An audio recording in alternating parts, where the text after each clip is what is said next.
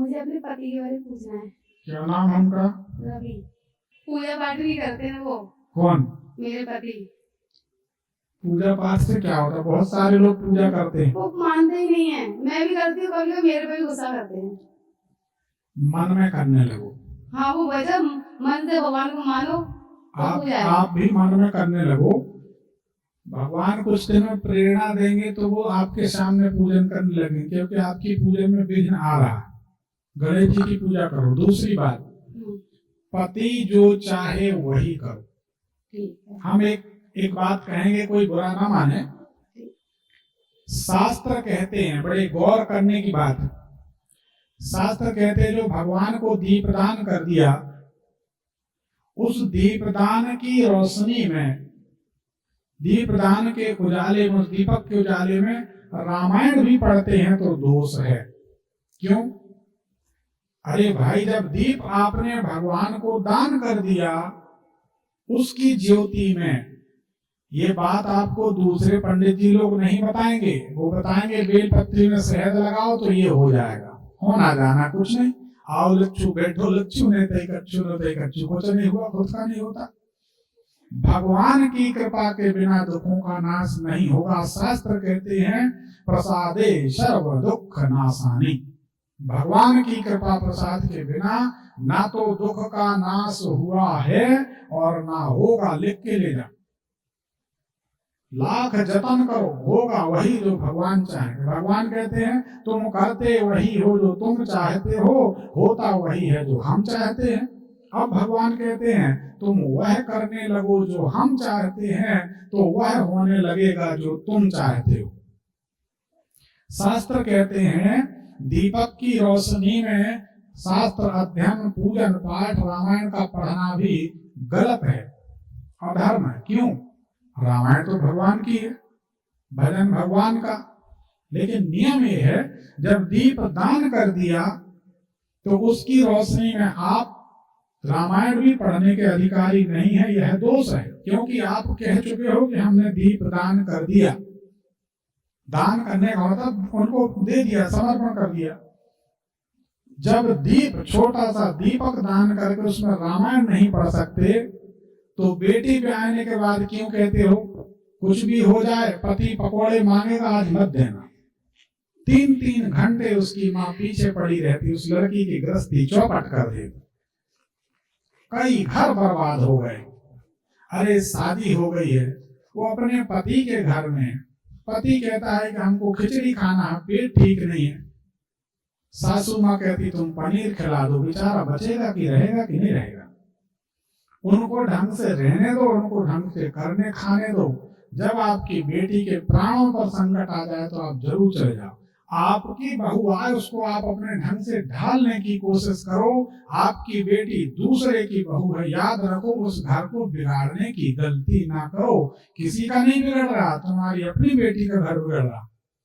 लेकिन हमने देखा है माँ बेटी के वार्तालाप में फोन की बैटरी खत्म हो जाती है, और बाद में कहती मम्मी बहुत काम पड़ा। हाँ बेटा, तुम्हें तो बहुत काम करना पड़ता, 3 घंटे से बात हो रही, बातें नहीं। इस चक्कर में पता नहीं पूरा देश निपटा जा रहा। तो ऐसा ना करें। तो आप बताओ क्या कह रही हो? वही हम कह रहे हैं, पति को आप तो 1 साल हमारी बात मान लो, अगर जिंदगी ना बदल जाए तो तुम्हारी जिंदगी हम बदल के देंगे। जो पति कहे वही करने दो। वो कहता पूजा मत करो, मन में आंख बंद करके हम आपको बताएं, मनु स्मृति कहती, हम नहीं कह रहे, अपने पुरातन शास्त्र कहते, बिना प्रमाण की बात हम करते नहीं। और वो ब्राह्मण क्या, वो ज्योतिषी क्या, आचार्य क्या, जिसकी बात गिर जाए, जो कह दिया सो कह दिया, ये भगवान की कृपा होती है। ऐसे थोड़ी कि कुछ भी बोलते जाएंगे।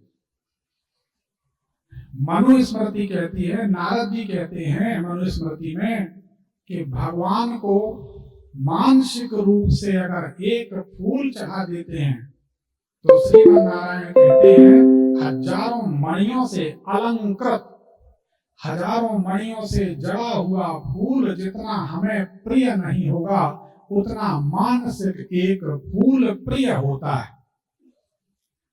काम की बात पर एक सवाल करते हैं, एक मंदिर में कोई बैठा आदमी पुजारी दिन भर फूल बेल पत्री माला दुनिया भर की चढ़ाता, जो भी बनता कर रहा, और हिमालय में बैठा उस आदमी को लंगोटी नहीं है, वो क्या चढ़ाएगा? लेकिन हिमालय का जो संत है वह सिद्ध है, यहाँ का पुजारी सिद्ध नहीं है। क्यों?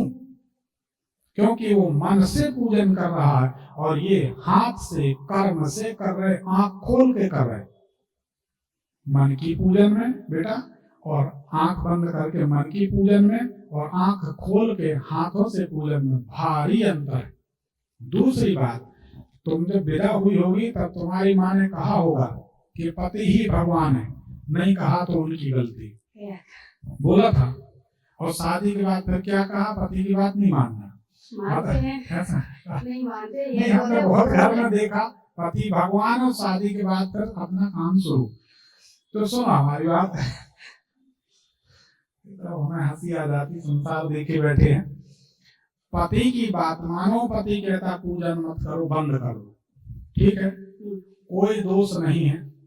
जिस दिन भगवान चाहेंगे कि तुमसे तुम्हारे पति से पूजन करानी, वो कान पकड़ के करा लें, ठीक है ना।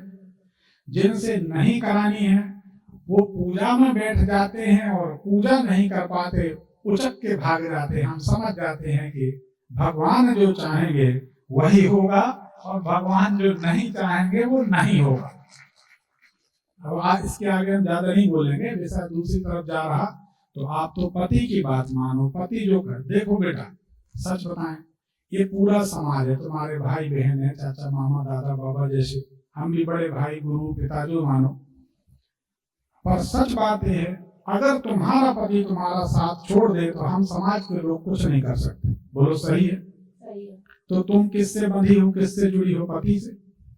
पति तुमसे जुड़ा है, तुम्हारी गृहस्थी वहां रहेगी, तुम्हारी गृहस्थी वहां चलेगी, तुम्हें पति की ही बात माननी चाहिए। माँ बाप की सुनो तो इनसे कह दो कि ठीक है मम्मी, तुमने जो कहा हम याद रखेंगे।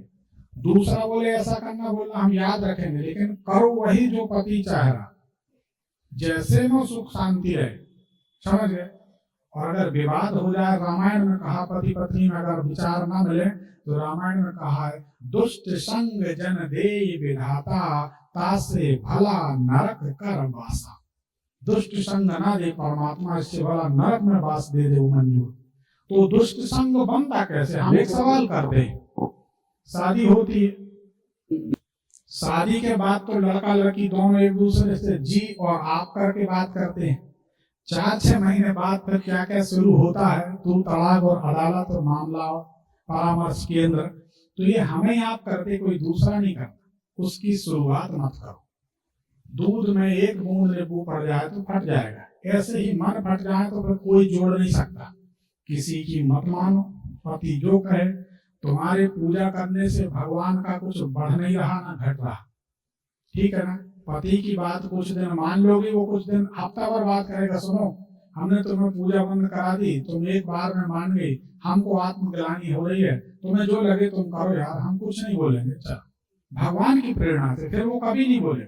लेकिन वो कहे पूजा नहीं करो, तुम कहो हम करेंगे। तो किसी ने कहा है स्वामी पूजे देवता, भूत पूजनी जोड़े, एक ही घर में दो मते, सिद्ध कहाँ से हो।